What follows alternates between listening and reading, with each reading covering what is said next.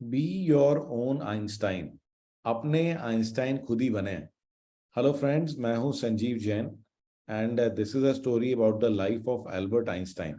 तो Albert Einstein जो famous scientist हैं, ये 1879 में जर्मनी में बॉर्न हुए थे, एक जूइश फैमिली में। और जब ये छोटे थे तब भी ये बहुत ज़्यादा साइंस और मैथमेटिक्स से फैसिनेटेड थे। बट आपको ये सुनकर सरप्राइज होगा कि ये स्कूल में हमेशा स्ट्रगल करते थे। इनके टीचर्स को लगता था कि ये बहुत ही स्लो लर्नर है, इंटेलिजेंट बिल्कुल भी नहीं है।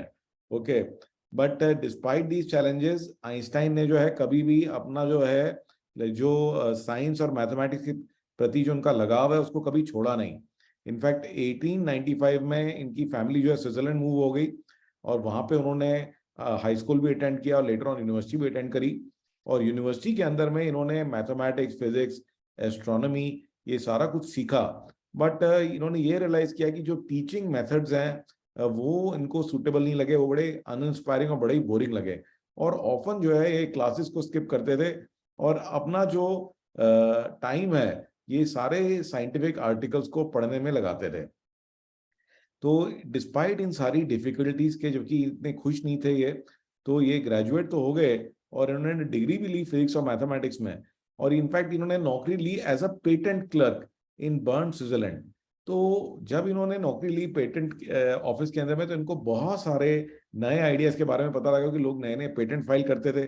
तो इनको बहुत टाइम भी मिला साइंस के बारे में सोचने के लिए, काम करने के लिए।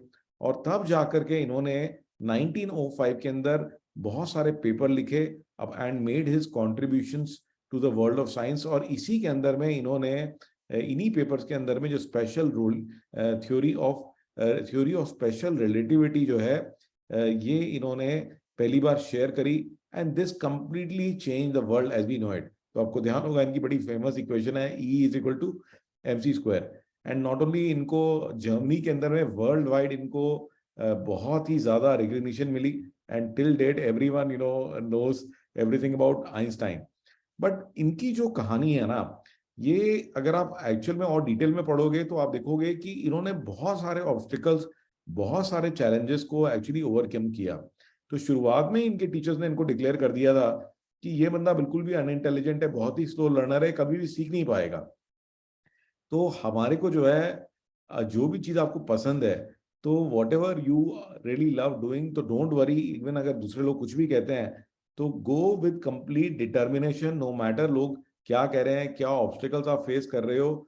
And the same way like Einstein achieve greatness, तो कभी किसी चीज़ का कोई सही समय, कोई सही एज नहीं होती। तो ये चिंता ना करें कि आपकी क्या एज है, ठीक है, क्या टाइम है, ठीक है, ये लोग क्या कहेंगे। तो उस चीज के बारे में नहीं सोचना चाहिए। जो चीज आपको पसंद है, फुल स्पीड अहेड आपको उस पर काम करते रहना चाहिए। ठीक है ना, totally ignore what others are saying and try to work hard and overcome whatever obstacles come in your way. तो आइए, आज की मैं आपको एक छोटी सी टेक टिप भी दूंगा। तो कई बार क्या होता है कि हम लोगों के पास टाइम नहीं होता और हम लोग टाइपिंग करनी है हमारे को बहुत सारी। तो I am telling you easy way. तो ये जो एड ऑन है, तो ये अमेजिंग एड ऑन है, इसका नाम है, ये एक छोटी सी वेबसाइट है dictation.io। तो गाइज यहाँ पे चले जाएं और यहाँ पे क्लिक कर दें लॉन्च डिक्टेशन। एंड यहाँ पर आकर के ना आप आसानी से just you have to click on start.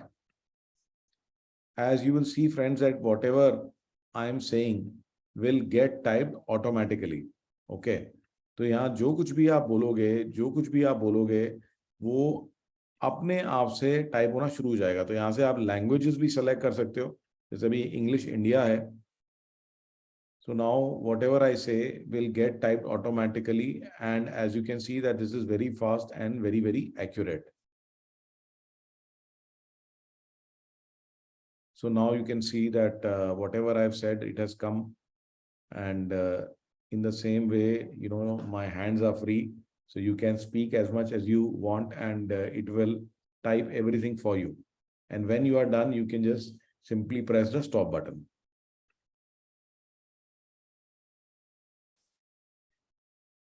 So guys, go ahead and try this out. I'm sure that you will really like it and will save your time also. Look forward to seeing you in my next story.